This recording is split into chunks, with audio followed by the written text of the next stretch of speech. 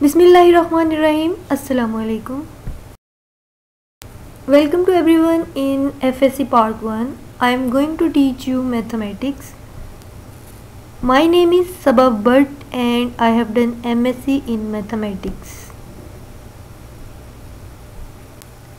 Let's start our first lesson, which is about number system.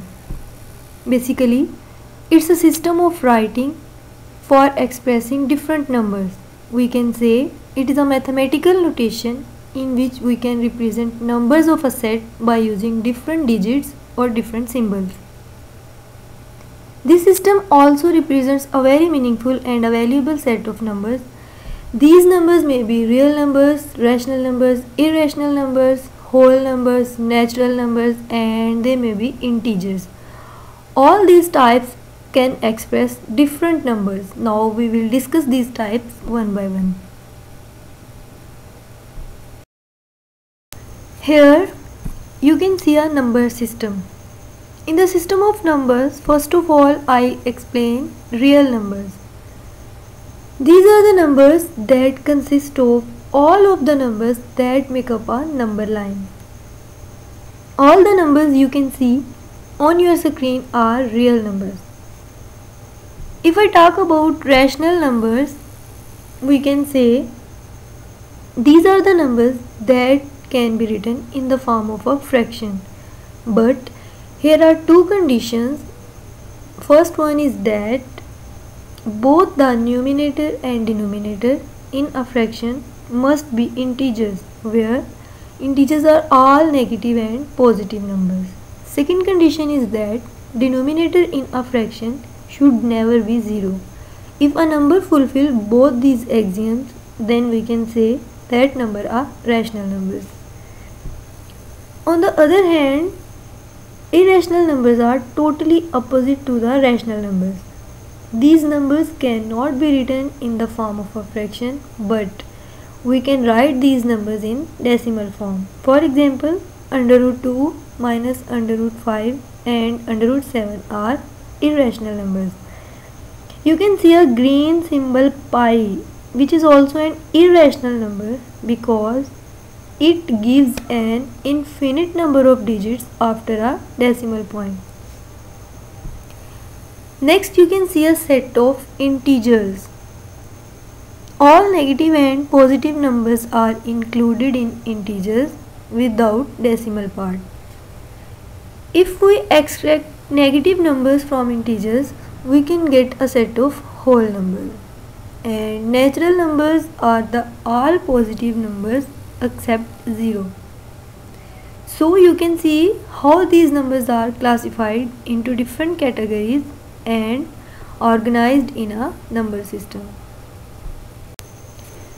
Now we describe two types of numbers which are named as rational numbers and irrational numbers. After the explanation of these two numbers, you can easily differentiate between rational numbers and irrational numbers. As we have discussed rational numbers, these are the numbers that can be expressed in the form of a fraction. The fraction here is p over q, in which p is taken as numerator and q as denominator, where two conditions are given. First one is that PQ belongs to Z. It means that numerator and denominator both must be integers, where the alphabet Z represents integer numbers. And second condition is that Q not equal to 0. It means that denominator should not be 0. If a number has both these conditions, then we can say that this number is a rational number. Here you can see some examples of rational numbers like 1 by 2, 7 by 3, minus 3 by 8 and minus 5 by 9. Under root 16 is also a rational number, but this is not in the form of a fraction. Under root 16 is called a rational number because we can convert this number into a fraction form.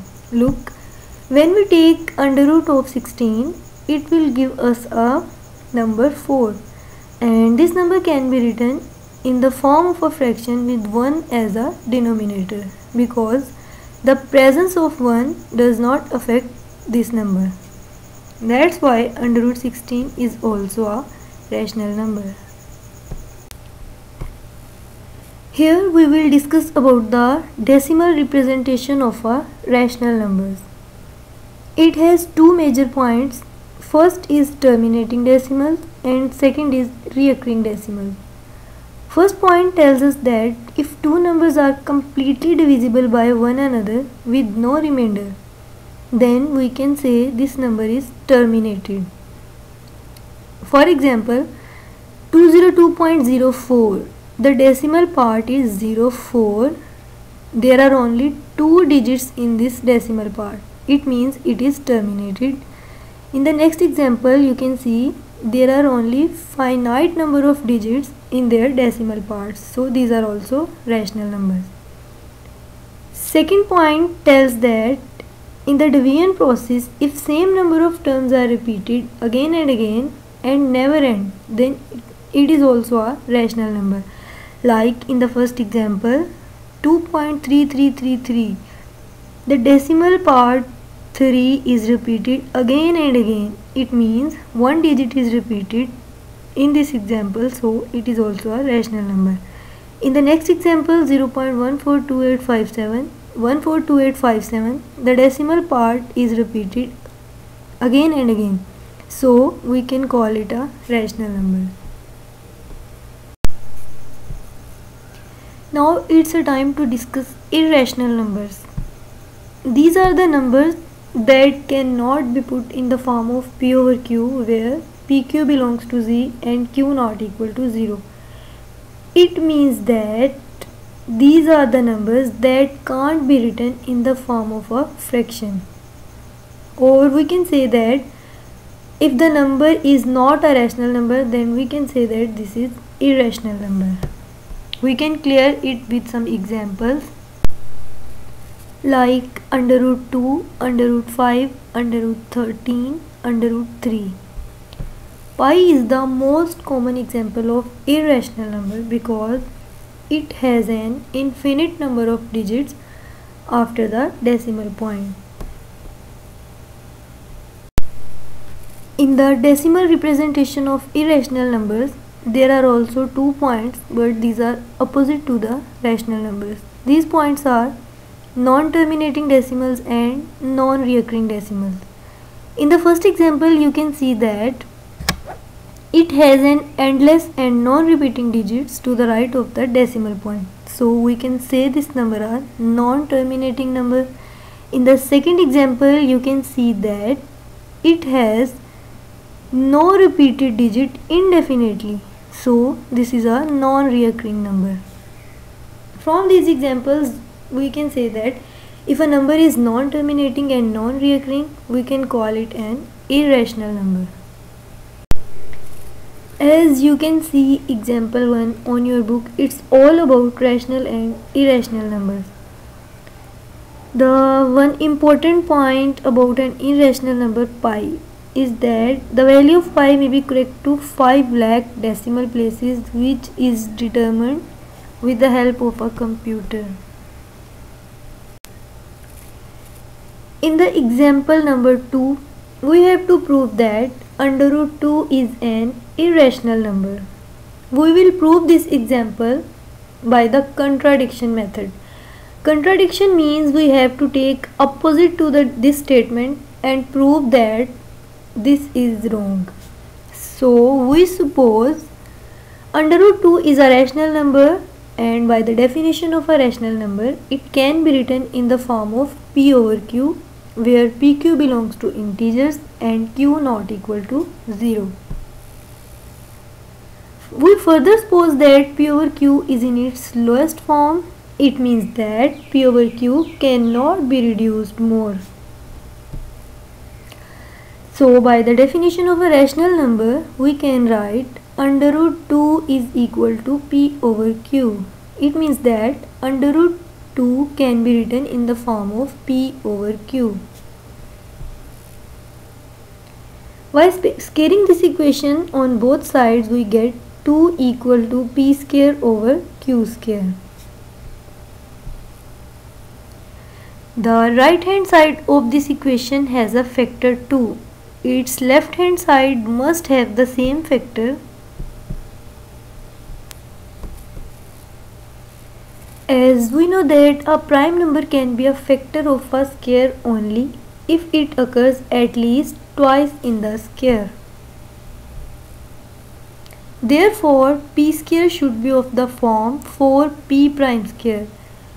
In the place of p prime, we can write any other alphabet so that equation 1 takes the form like 4p prime square equal to 2q square. By reducing equation number 2, we can get equation 3 as 2p prime square equal to q square. In the equation 3, 2 is the factor of left hand side. Therefore, q square should be of the form 4q prime square. Here, in the place of q prime, we can take any other alphabet too, so that equation 3 takes the form like 2p prime square equal to 4q prime square. By solving equation 1 and 2, we get p equal to 2p prime, and by solving equation 3 and 4, we get q equal to 2q prime. By dividing these two equations, we get p over q equal to 2p prime over 2q prime, which contradicts our supposition, as we have said that p over q is in its lowest form, but here p over q can be reduced more. So this contradicts the hypothesis that p over q is in its lowest form. Hence, under root 2 is an irrational number. By using the same method, we can also prove the irrationality of under root 3, under root 5, under root 7 and up to so on under root n, where n is any prime number. Thanks for watching.